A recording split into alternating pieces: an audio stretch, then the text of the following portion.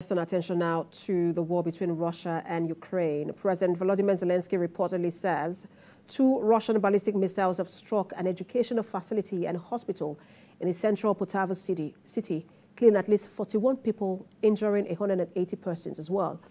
President Zelensky says many people are still trapped underneath the rubble. We have more details on the war situation. The Russian Defense Ministry has acknowledged that Ukraine launched one of its biggest ever drone attacks against the country over the weekend, hitting a refinery and power station.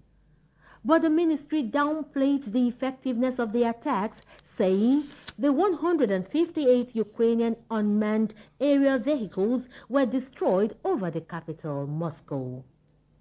On its part, Ukraine's defense ministry says the drone strikes follows others launched in the past week, including one last Thursday that set fire to oil reservoirs at a refinery in the Rostov region of Russia. Meanwhile, the Russian President Vladimir Putin has arrived in Mongolia, his first visit to an international criminal court member state since the ICC issued a warrant for his arrest last year. He was welcomed by Mongolia's leader at a lavish ceremony in the Asian nation's capital. Monday afternoon, a small group of protesters had gathered at the square, holding signs demanding President Putin, who they described as a war criminal, should not be allowed into the country.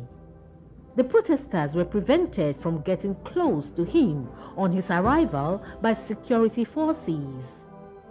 Ahead of his visit, Ukraine had asked Mongolia to arrest President Putin on his arrival.